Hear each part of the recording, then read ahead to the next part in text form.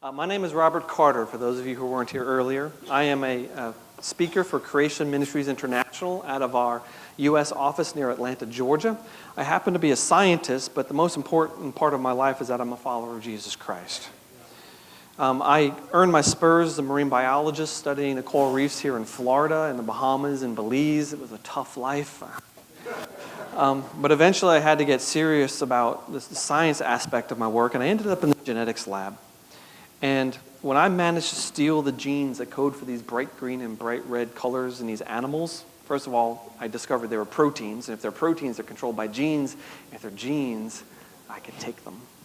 And when I engineered them into these fish, I was awarded my doctorate. Yes, I made the Frankenfish. And that opens up a giant can of worms. How can the Christian operate in the modern world of science when there's a moral question around every corner?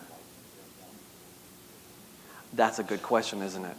The things we're able to do today with genetics are really scary, actually, but that's a whole nother lecture. Let me just tell you that I found a guide to my science in the first chapter, in fact, the first page of the Bible. This is called the Dominion Mandate. This is God talking to Adam and Eve, and God blessed them. And God said to them, "Be fruitful and multiply, and fill the earth and subdue it, and have dominion over the fish of the sea, and over the birds of the heavens, and over every living thing that moves on the earth." Oh. That says that God put Adam and Eve on earth to take care of his earth. Now, I'm not a green Nazi, but I'm absolutely an environmentalist. We are to take care of what we're given. Okay. But to take care of something, you have to understand that something, right? You want to take care of your animal, you have to know when they're hungry, right? You have to understand what you're taking care of. But the pursuit of understanding is called science. The purpose of science is to fulfill our role in God's created order and to give glory to Him as we learn more about Him through studying what He did. First page of the Bible. You know, we've been writing about how science and the Bible work together for literally 40 years. The 40th anniversary issue is just about to come out of Creation magazine. This currently goes out to over 110 different countries. I don't know how many tens of thousands of people in the U.S. subscribe to it. It's a very popular resource. And as I speak, you're going to see little pictures of Creation magazine popping up. It's subliminal. No, it's to show you that I got this little bit of information from a Creation magazine that I myself read since the first time I subscribed. I think it was 1989 or 1990. It was at Wyuka Road Baptist Church in Atlanta. Some of my friends at college had invited me to come hear this creation speaker. I didn't believe this creation speaker. I was an evolutionist. I thought the guy was crazy.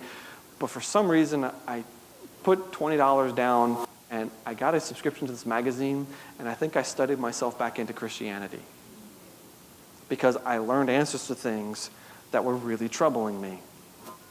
We also have a gigantic website. It's called creation.com. I hope you'll go there. If you have a question of your own, handy little search box, you can type in some words. And I can almost guarantee you that if you have a question, we've written an article about it.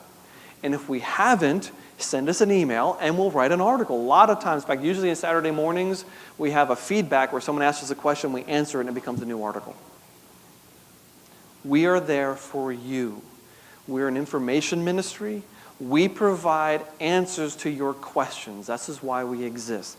But you'll notice that some of our articles, like this one, Winning the War, deal with a worldview battle that's happening in the Western world today. And I'd like to start off with an illustration of this battle. How many of you have heard of Billy Graham? Great. How many of you have heard of his good friend Charles Templeton? Wow, more than normal. Usually 1% of a church, yeah, I heard about that guy back in the 50s when he was a famous evangelist. That's a picture of him preaching to a stadium full of people. But before he died, he wrote his book, Farewell to God, My Reasons for Rejecting the Christian Faith. In that book, he claims there's all these unanswered questions, things like, the age of the universe. Has it ever bothered you?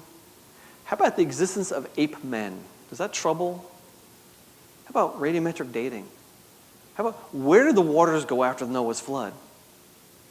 What's really interesting is his list of objections to Christianity, almost all of them come from the book of Genesis.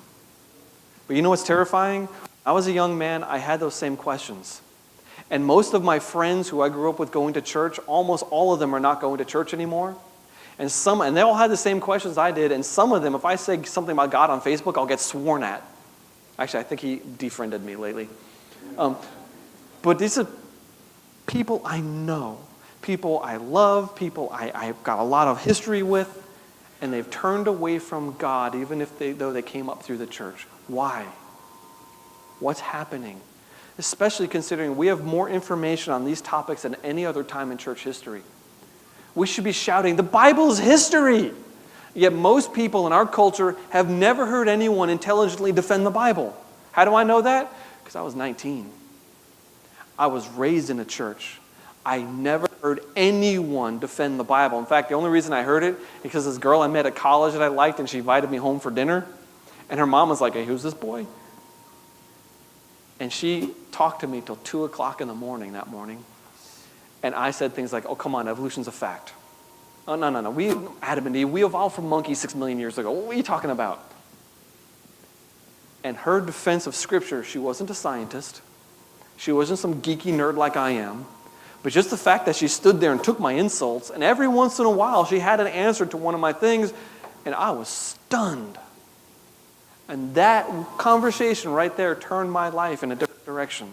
It didn't take a PhD scientist to do it. It just took some person willing to engage someone who would one day be a PhD scientist.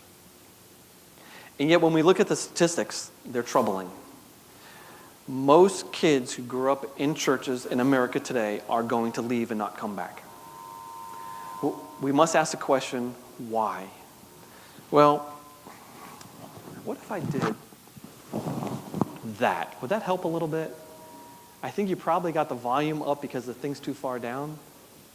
Let's see if that works better. Give me a signal if it doesn't. I'll put it back where it was. Okay?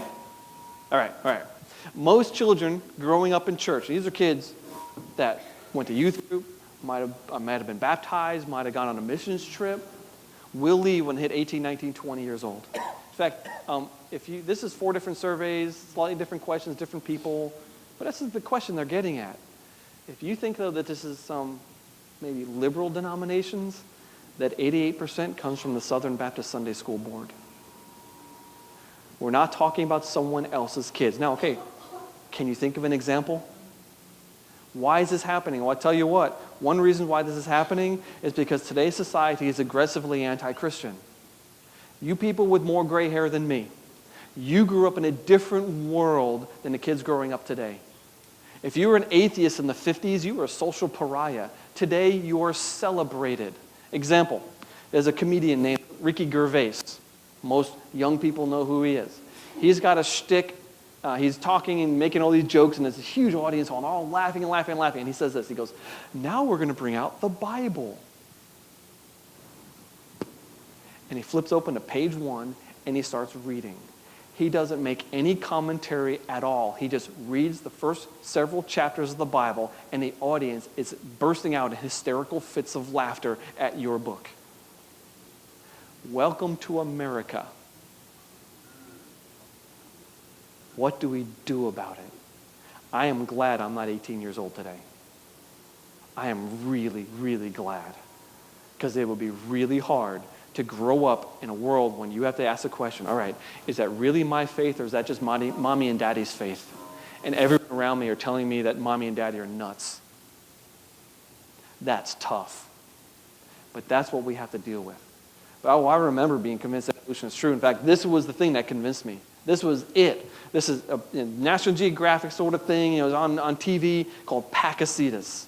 It's the walking whale, the half whale, half aquatic animal. And I said, wow, I don't need anything else. In fact, this is the example that lady that I was talking to 2 o'clock in the morning, I brought this up and she said, oh, wait a minute. Don't you know that we found the rest of the skeleton? And all of a sudden I was scared because she knew something about science that I didn't. And it turned out that, yeah, first of all, this whole picture is only based on the blue areas of that skull. That's what they found. And they drew this lovely picture of this animal that was actually nothing like the actual fossil when they found more of it. It's basically like a 7-foot-long rat. A fully fledged land animal. I was deceived. And based on that, I said, okay, what else have I been lied to about? This is some tricky stuff. But you know what? If we want to talk to people about Jesus Christ in this culture, probably 8 out of 10 times you start sharing the gospel, evolution is going to come back at us. And if that's what people are using to reject the faith, it's incumbent upon us to answer their questions. We have to prepare ourselves to give them an answer to the questions that they're asking, right? But we're not scientists, are we? Most of us have no idea about science. How do I answer this question? Well, this is where CMI comes in. In fact, once a week on our email newsletter service, we're going to put out something interesting or exciting, maybe a personal testimony, maybe some new thing you can use, or maybe even we'll have an interview with a former evolutionist. There's enough of them out there. We can interview people all day long.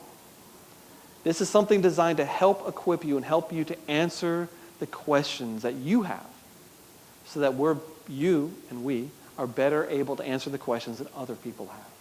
If you'd like to get our email newsletter, we're going to pass this around while I'm speaking. Just a sign-up form. What we ask for is your name, your email address, of course, and your zip code. Why zip code? Because when we have an event, we'll email everyone within a 30 or 40-mile radius. Say, hey, come to this new event, invite your friends. That's all. Those are going around. Feel free. If you're not interested, no big deal. Just pass the person next to you. But when they're finished, can you all pass them back to the end here so guys can collect them again up in the balconies, just to the end of a row somewhere so they can be collected? I'd appreciate that. All right. Those are going around, but we're talking about science. But when I use that word, most people think of one type of science. It's called operational science. This is the science you all learned in middle school. It deals with observing and testing and repeating experiments today. That type of science that led to the development of all of our modern technology, including the nuclear-powered rover that NASA uses to drive around Mars today, and it has nothing to do with evolution whatsoever. But interestingly, this type of science was pioneered by Christians, men like Johann Kepler, who discovered the 3 laws of planetary motion that NASA used to get that rover to Mars. He said of his work, it was like thinking God's thoughts after him. You ever struggle in science class? Remember those horrible formulas with all those symbols and all those letters? When you see a letter, usually the letter is the initials of a Christian's name. You ever realize that? Because science, modern science, was birthed under Christian philosophy. Most of the major branches of science today were founded by someone who took the Bible as God's word. You never learned that in history class, did you? It was the rational approach to the world that we derive from reading the Bible that led to the rational approach to science. In fact, those early modern scientists thought the reason the universe behaves like it does is because God is upholding the universe in a constant manner. Why? Because the Bible says that God is constant. And God doesn't do things against his own nature. If God created the universe, he's going to create a universe that reflects his own character and nature. And you know what? The ultimate lawgiver would create a universe that operates according to law. Boom! That was the birth of modern science. That's neat. Science and the Bible are not at war with one another until you introduce another form of science. It's called historical science. Now, all of us use this every day. It's still science. I know it's science. It is science, but it's a different animal. You see, instead of looking at things today, we look at things and then try to extrapolate into the past. But think about history. How many times has history happened? Once. Do we have a time machine? No, so we can't study it. We can't repeat it. It's not the same thing as laboratory science, but this is where the evolution creation debate is. We're not arguing over the boiling point of water or the force of gravity. We're arguing over thousands or billions of years. Those are history questions. Now, let me help you out here. Let me give you an example to show you what I mean. This is a museum display. Don't know if it's still there, but it was in the Australian National Dinosaur Museum. They have a dead dinosaur sinking to the bottom of an ocean. And he rots and his bones are lying there. Now, over millions of years, he's slowly buried and petrified Plate tectonics happens, and these rocks are lifted up, and then erosion exposes a dead dinosaur. So here's your test. True or false? How do you know? What kind of science is this? Is this operational science or historical science? It's historical science. It's an idea of something that happened in the past. But here's the problem. I know all of you do this because I do this too. That makes sense to me. I can imagine that happening. And since I can imagine it happening, it sticks in my brain as being true, even if it's not. This is absolutely radically wrong. Why? Because if you get in a submarine and look around the bottom of the ocean for a big dead thing, ew, yeah, things get eaten. And according to the laws of chemistry, bones dissolve in seawater. See, fossilization has to happen quickly, and science has to explain things like this. This fish looks like he was petrified before he rotted. How long does it take a fish to start rotting on the bottom of anything? Not long. Or how about this one? How about this? Do you see the baby ichthyosaur? Was Mama Ichthyosaur lying on the bottom of a warm Mesozoic sea for a very long period of time, and she's slowly buried by silt and slowly petrified with the baby half born? No. Absolutely not. How about this one? This is one of my favorites ever. It's a salamander. His belly is packed with clams. Can you see the gills and that thin tail is only a few cells thick? How do you turn that thing to stone? Great question. How long does it take? Great question. Obviously, not a long time. Look what I'm doing here. I'm trying to get you to question time. That is the key. Now, we can explain things like this in another historical model. Instead of the evolutionary model, how about let's use maybe a biblical model. Here's Goldie. He's happily swimming along, and suddenly he gets overwhelmed by some underwater avalanche caused by Noah's flood. And what happens next? Well, now he's dead. But he's buried in mud. And as the mud dries out, any salts or minerals in that water are going to crystallize. And if we do it quick enough, we can replace parts of his body with this crystally stuff. We would call that a fossil. Now, you saw the dinosaur stuff I showed you in the last hour, where some of it was not fossilized. That's amazing in itself. But to get something preserved in the fossil state, petrified, rock-like, you have to do this process. But it must occur quickly. We have a documentary on the table. I'm very proud of this documentary. It cracked into the Amazon Top 50 documentary category this summer. Awesome. This is 3 years of my life. Evolution's Achilles heels.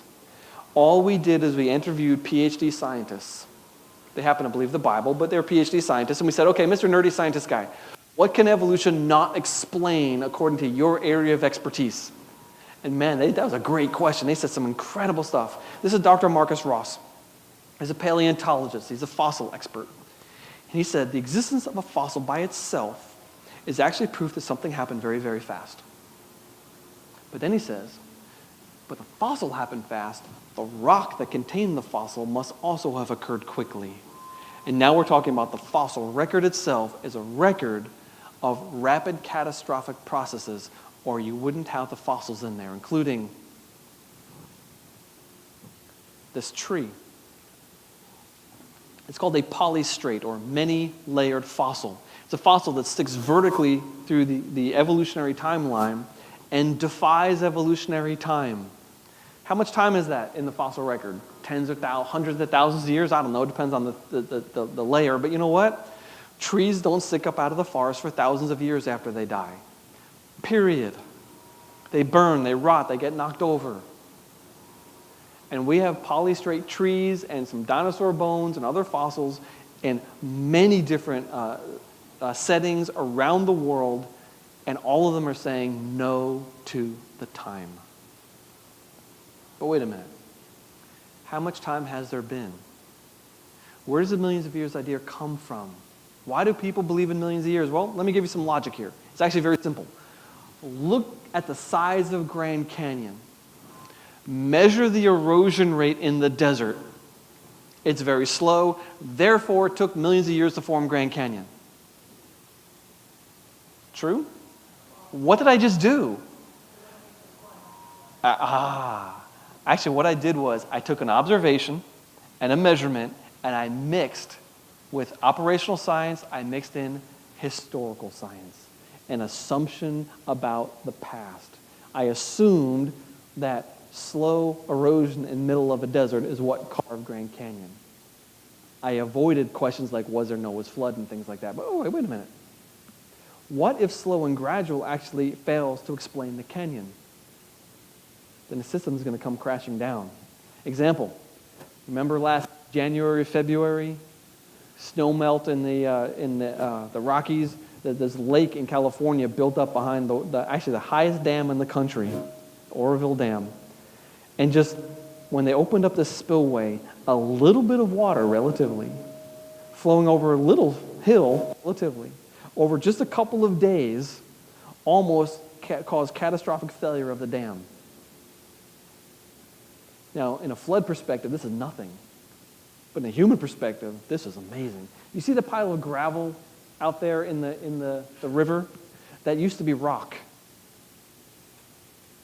Why is it gravel? I went down to the Keys to speak at several Baptist churches just last month or in July maybe, and I was behind it was August. It was lobster season. Oh man, why did they pick that weekend? Anyway, my 4-hour trip down to the Key Largo, I was behind a boat, and I was trying not to run into the propeller of the engine behind the boat. And so I had like an hour on the overseas highway to stare at this propeller, and I noticed that the back edge of it was pitted. Not from salt water, from a process called cavitation. Water, when it's flowing over a surface, if it comes to an irregularity, it will literally lift off the surface and create a vacuum. And then when it collapses, it causes a little explosion. It eats into stainless steel. It eats into solid rock.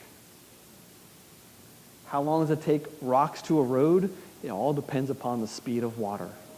And as soon as you reach a certain critical threshold, rocks will get erased like they're made of dust.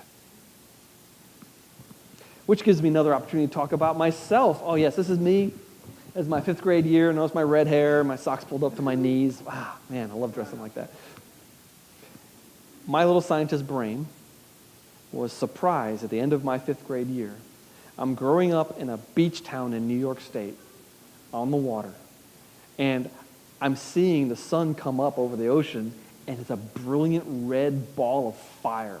Why on earth is the sun so red? I asked myself. Well, it turns out it's because there was volcanic ash in the air from a mountain 3,000 miles away that happened to have blown up and was affecting the weather on the other side of the continent. And Mount St. Helens gives tremendous testimony that a lot of geology can happen in a very short amount of time. Look at this. There's a woman there for scale. There's 3 different layers laid down by the volcano in 1980 to 1982, actually. There's some dates for you. The lower layer, basically, boom, splat. A month later, a boiling hot cloud of volcanic ash and steam came racing down the mountain at the speed of a hurricane and deposited that middle layer. 2 years later, a mud flow came down, deposited the upper layer, and carved the canyon.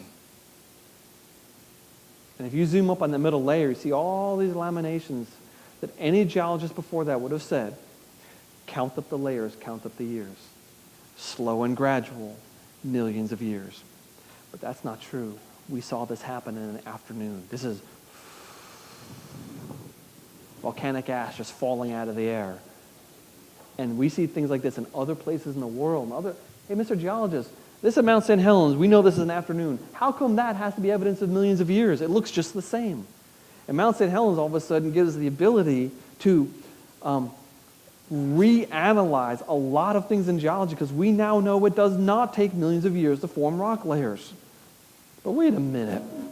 If that's true, maybe the Bible really is a good source of history. What does the biblical history tell us about age, about how old the earth is? Well, first of all, it says that God did create the universe in 6 consecutive calendar days about 6,500 years ago. Now, uncomfortable as that may sound, that is what the Bible claims. Now, when I was younger, I tried to add millions of years to this. I tried every way you can think. In fact, I thought I had some brilliant ideas, not only to realize later someone else had already thought of it. Okay, so I tried theistic evolution, I tried day-age theory, I tried gap theory, I tried everything you could imagine to stick millions of years in there, and every time I tried, I failed. If you are trying to do that, I want to encourage you to keep trying. Don't give up. You can't do it, but you can't realize you can't do it until you try. Don't just take it lightly.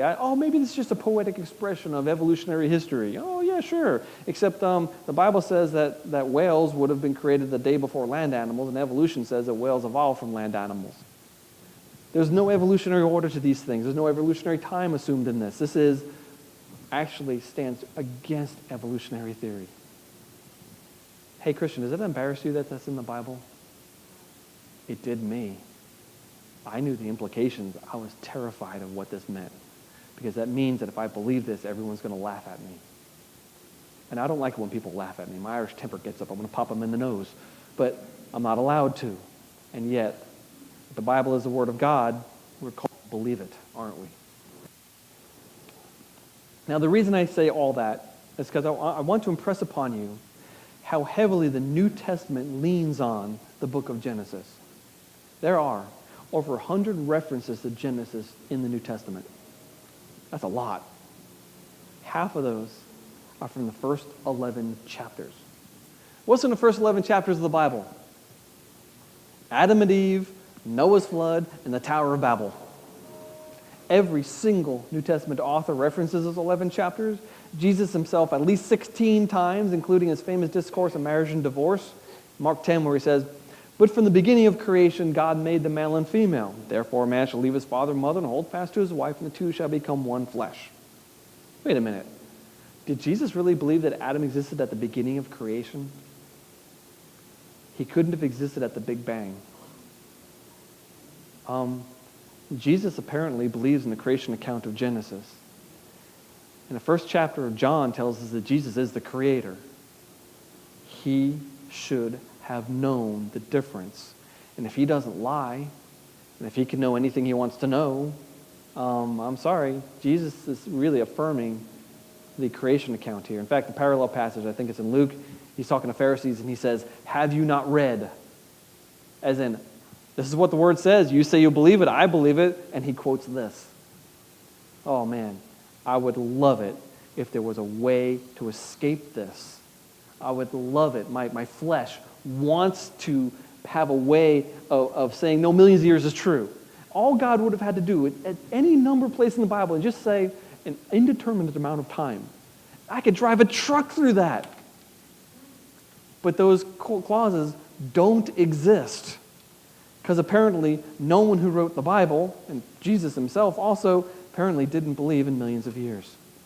But I understand that most people don't accept the millions of years thing, and I know most people in the church don't. In fact, I know already, because I've already talked to some of you, but even if I didn't know any of you, walking into a church of any size, I can guarantee you there's a diversity of opinion on this topic. That's just the way it is. But this is important stuff. Look at John 3 here. You all know John 3:16. This is Jesus talking to Nicodemus, the Pharisee, and Nicodemus is saying things like, "Oh, how can a man be born again?" And Jesus says, "If I've told you earthly things and you do not believe, how can you believe if I tell you heavenly things?" Well, I believe one of the main reasons why we're struggling, Christianity is struggling to remain relevant in Western culture today, is because most people think the earthly things in the Bible are nonsense. That's the science and history. And therefore, those people who wrote the science and history, since they were either lying or didn't know what they were talking about, you know what? When they wrote the spiritual stuff, they must have made that up also. And the spiritual baby gets thrown out with the earthly bathwater. We've seen it happen many, many times. But the Bible is consistent in its treatment of this subject. Look at what Paul says in Romans 5. "Therefore, just as sin came into the world through one man, and death through sin, and so death spread to all men because all sinned." Who's that one man? Adam. Does that mean there's no death of people? Now, I don't think there's death of animals either, but put that aside. Does that mean there's no death of people before Adam sinned? Yeah. That means there's no evolution. Because evolution requires millions of years of the death of people before you get Adam, whose father and grandfather and great-grandfather would have been called Homo sapiens in the evolutionary scheme, but they would have been dead already. There's something that doesn't make sense here in history, that the Bible actually means what it's saying. But we get this idea that death is a punishment. Genesis chapter 2. God commanded Adam, saying, "You may surely eat of every tree of the garden, but of the tree of the knowledge of good and evil you shall not eat. For the day that you eat of it, you shall surely die." But Adam did it, didn't he? He ate that fruit. Therefore, death is not an evolutionary process according to the Bible. Death actually comes after the fact, and it's a punishment for rebellion against God himself. God tells Adam, "Cursed is the ground because of you. In pain you shall eat of it all the days of your life." But it's not the dirt, it's the universe. Romans 8. Paul says all sorts of stuff about creation here. The creation waits with eager longing.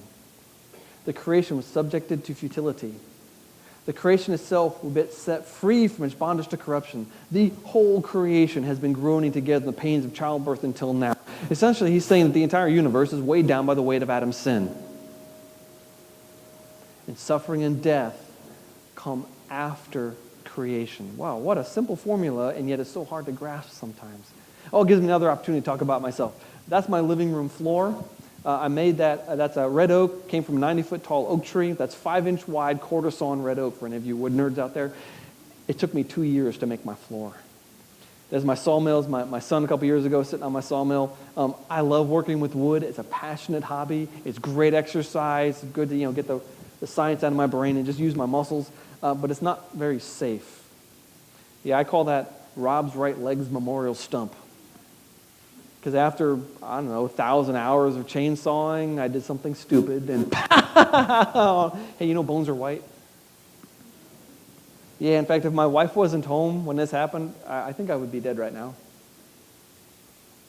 And after so many years of work in the woods, the doctors tell me I have Lyme disease. That stinks. It's probably going to kill me. But I'm sure a lot of you have stories about how you almost died or should be dead for some disease or something like that, because all of us are going to be afflicted by such things, right? And yet, look what the hope is for the Christian. Revelation 21. He will wipe away every tear from their eyes, and death shall be no more. Neither shall there be mourning, nor crying, nor pain anymore, for the former things are passed away. What's the former stuff? It's all the stuff we got from Adam. All that junk. In Revelation 22, the last chapter of the whole Bible, it says, "There's no more curse." Wow, that's a theme straight out of Genesis. Yeah, and right there, the tree of life reappears. Have you ever realized that Revelation is fixing the problems set up in the first book of the Bible? They're like two bookends in a very consistent story. You know what this is? That black squiggle? Those are all the chapters in the Bible. That rainbow, those are all the cross-references amongst all the chapters in the Bible. You can't pull Genesis out of that without destroying the integrity of the rest of Scripture. But if Genesis is history, then the universe really is only a few thousand years old. And that's where the scientific challenge comes in. But can we answer that? How do you fit the fossil record into that much time? Actually, we can do that. We can. Remember the Mount St. Helens example? We saw a lot of geology can happen in a short amount of time. What if something even larger happened in Earth's history? Now we're going towards Noah's flood. Genesis chapter 6. God said to this man named Noah, "I have determined to make an end of all flesh, for the earth is filled with violence through them. Behold, I will destroy them with the earth." Essentially, the working of sin over the last 1,600 years had caused God to grieve. And he said, I'm going to reboot. So he tells Noah to build a large ship. And in the 600th year of Noah's life, in the second month, the 17th day.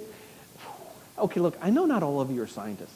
You, like English majors and people who didn't get C's in French like I did, you people who have a good grasp of language, what genre is this written as? Is this poetry, prophecy, allegory, or historical narrative? When you look at other places of the Bible for sentences that are constructed this way, you're not in Ezekiel, you're not in Proverbs, you're in Kings and Chronicles, the historical books. This is written like a specific thing happened at a specific day of a specific person's life. On that day, all the fountains of the great deep burst forth, and the windows of heaven were opened, and rain fell upon the earth 40 days and 40 nights. Okay, that's nice. Did that really happen? If it happened, do you have any evidence for it? What would you expect to see if this really did happen? I was a PhD class at the University of Miami, and the professor said, oh, basically, Florida is just one big coral reef. I said, whoop, Dr. Blank, I'm sorry. No, that's not true. Florida is about a mile of chemically precipitated limestone, and on top of that, there's an old coral reef underneath Naples and some bryozoans that used to live that are kind of and there's almost this little teeny crust of life on top of, and I didn't tell him this because I would have gotten in trouble at that point, but we have no idea how the limestone was deposited. It's not happening in the world today. It's a giant mystery, and that's about half of the fossil record. What would we expect to see? Well, everywhere I'm looking now, I'm looking for evidence of Noah's flood. And if we train ourselves to see it, we can see it. But let's get some big ideas in our brain first. First of all, think about what rapidly rising muddy water would leave behind. And if we're flooding continents, think of the scale of deposits that we should directly predict from Noah's flood. And then, as the floodwaters come off the earth, what should we predict? A lot of erosion. In fact, not in rivers, but massive sheets of water flowing over vast continental surfaces, creating plains. And then maybe the floodwaters ate into some of the remaining sediments, and left some really strange landforms behind that can't be explained with modern erosion. Modern erosion is not creating vertical cliffs. It's rounding everything off. Where's the sand? Where are the boulders at the base of these structures? Where's the evidence this is actually millions of years? This is not something I would predict in a millions of years scenario. In fact, I wouldn't even predict Noah's flood. Grand Canyon. Why? Because it's vertical cliffs in Grand Canyon. Over millions of years, everything should be rounded, but they're vertical. What on earth is going on here? I see a bunch of pancakes. Do you see them?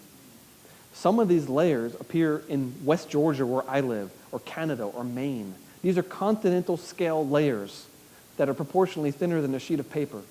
And in the fossil record, if you look at the ages of these things, most of the time is in the gaps between those layers. There's a 30 million year gap there, and a 100 million year gap there, and a 1.2 million year gap down below where you can't see.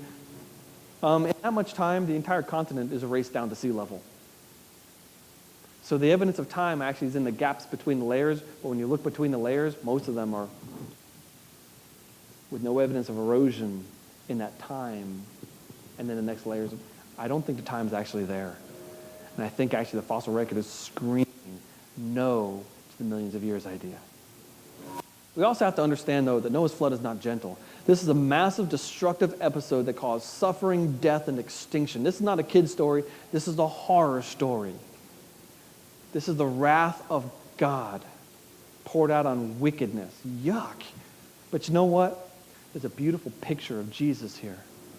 In the same way that Noah came through the waters of death and came out alive on the other side, through faith in God, the New Testament tells us that anyone who puts their faith in Jesus Christ is going to be ushered through the fires of death, come out alive on the other side to inherit eternal life in heaven. How do you get to heaven?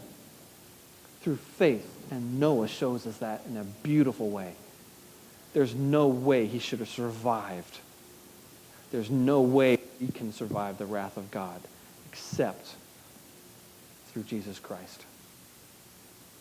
But you know, the ark also is, first of all, huge. Good model down here of some railroad cars. Actually, I took the volume of the ark and I subtracted about 20 or 30% for the thickness of the wood. I said, okay, here's how much volume we have. How many railroad cars would I have? And I looked up CSX standard, railroad stock car. Turns out my train was more than 5 miles long. That is a massive vessel, and that's a conservative size. But also, some naval architects wrote an article in Journal of Creation way back in 1994. They said, Noah's Ark is perfect. If you'd made it longer or shorter, taller or shorter, or wider or skinnier, the ark would have rocked more. He had the exact right proportions to make the most stable possible ship. How to know how to do that? How do you know how to do that? Yeah, God told him. And God invented physics.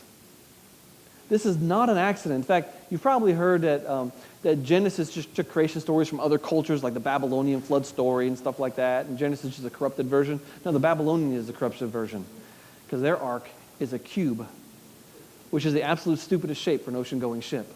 We didn't discover this formula until the 1800s. Thousands of years of naval experimentation was right there in the book of Genesis. That's cool.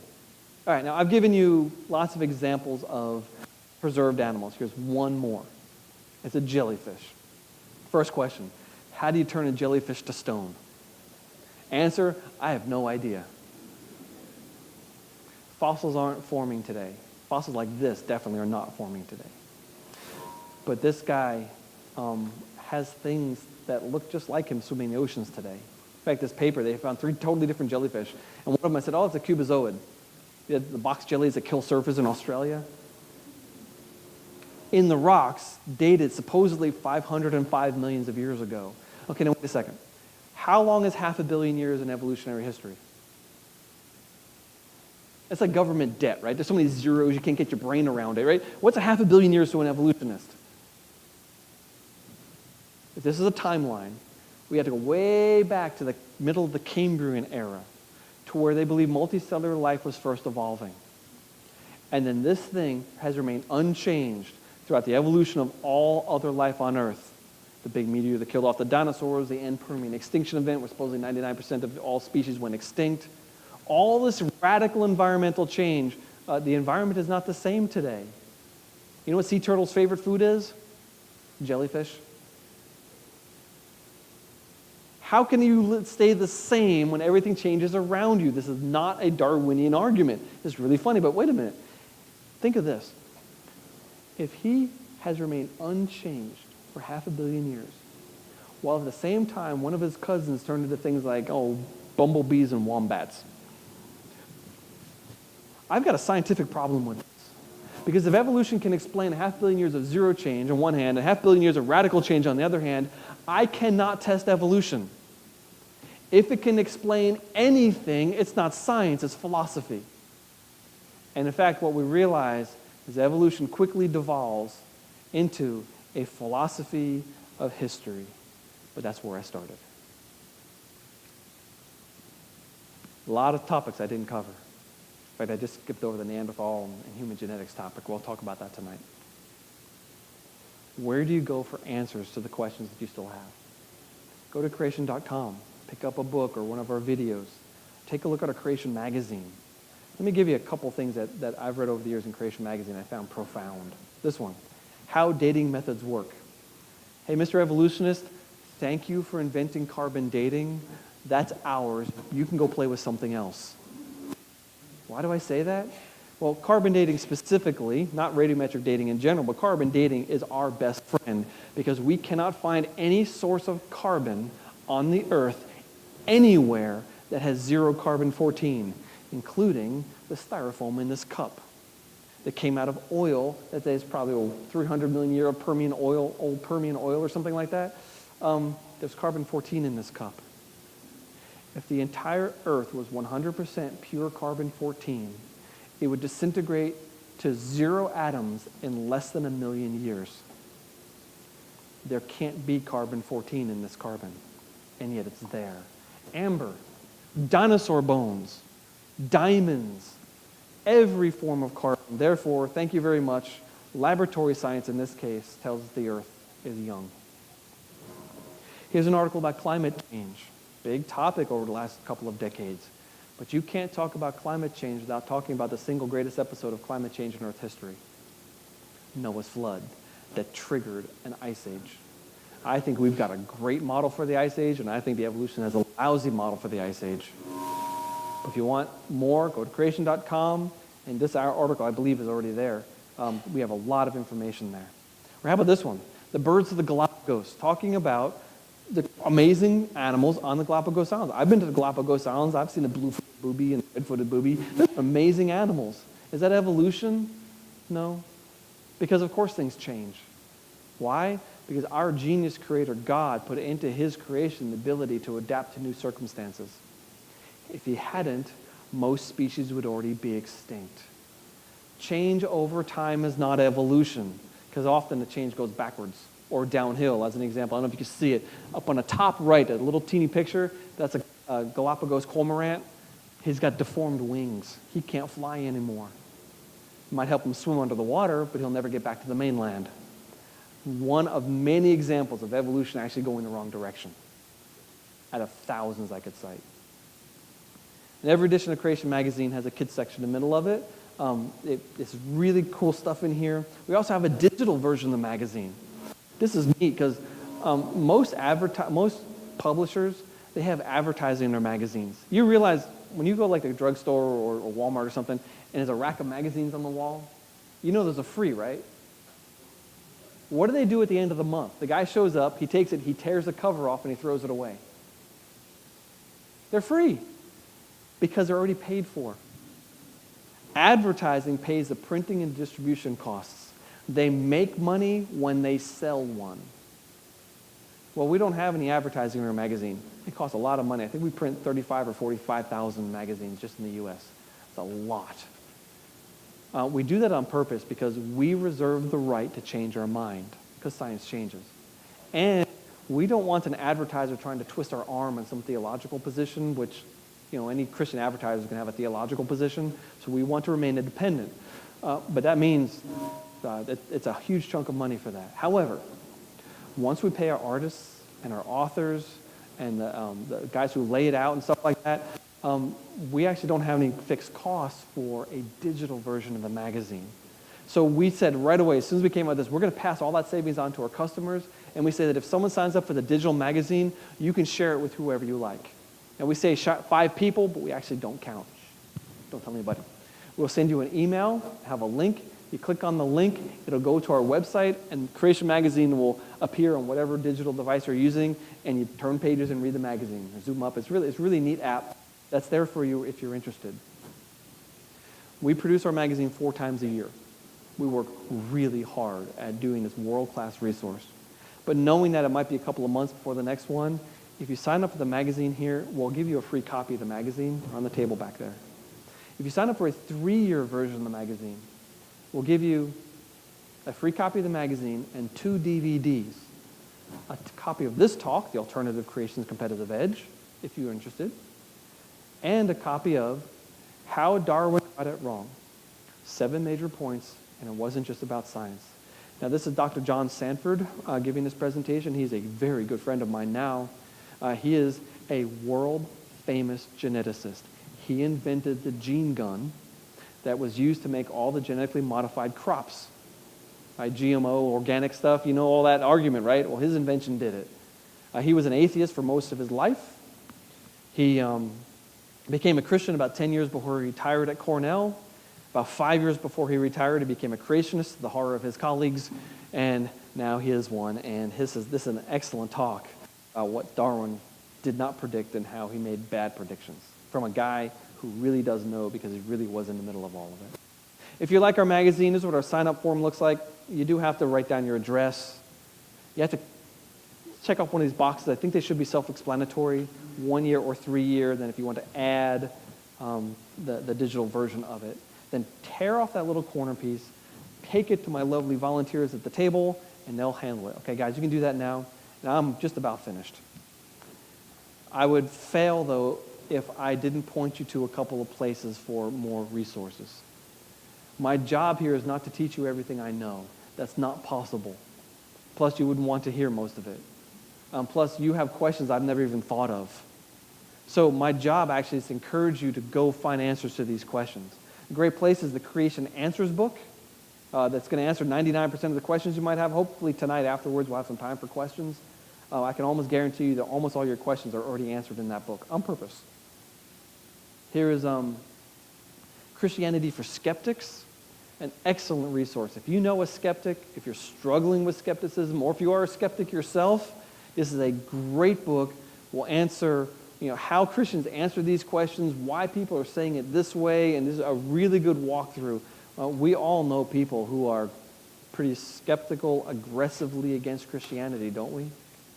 They're everywhere today in our society. Good book for you.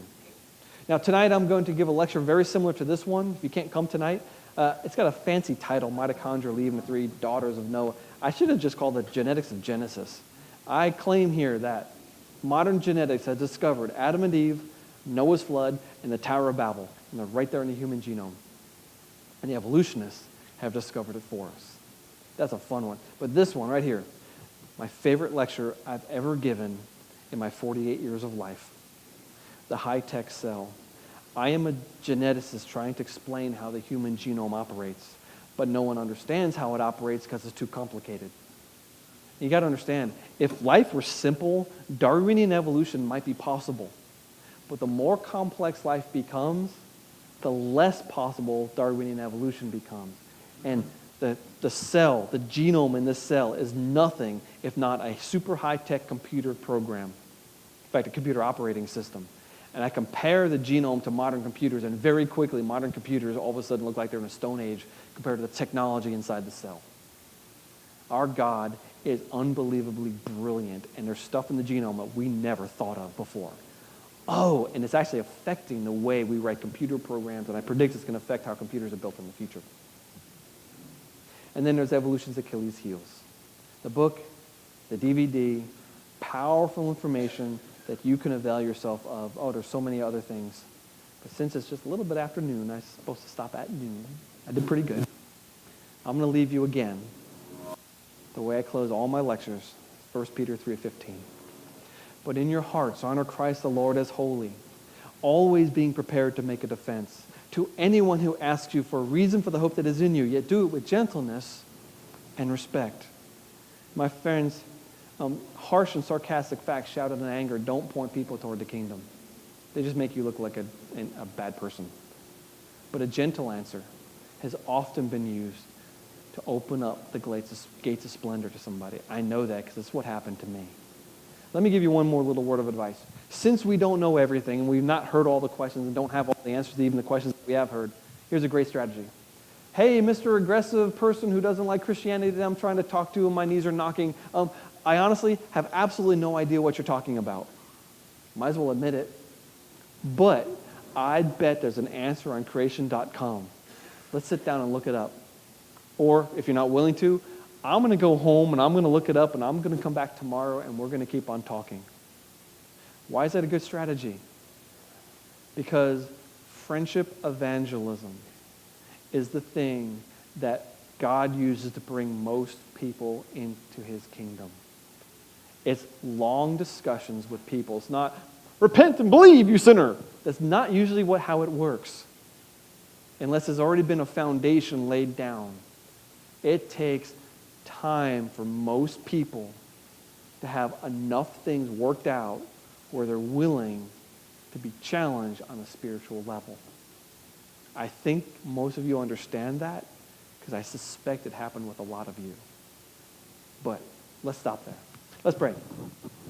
Father, thank you for this awesome world that you've given to us. Thank you for the Bible. Thank you for creation and the record of history that you gave to us. You didn't have to do that. You could have left us with no answers to where things came from and no answer to the way that things are or where they're going. But you gave it to us, Father, and it is a wonderful thing. And yet, we haven't spent as much time studying it as we need to. And we don't have the answers to some pretty easy things that we should have understood by now in our lives. And yet at the same time, you haven't thrown us down into the curb. You haven't kicked us away. You've loved us. You've picked us up time and time again and dusted us off. Do it one more time, Lord. Put us on our feet. Help us to understand. Help us to find the time and desire to study your word and to apply it to our lives and to the way we talk to other people. And bless this little church. Bless these people here, Lord, to come together and be a light upon the hill, to shine into this dark community in which they live, to be brave and bold in talking about their faith with their friends and their loved ones and the strangers they meet on the street. Lord, help us all to honor you with our words, our deeds, our eyes, our hands, our feet, and our mouths. Amen.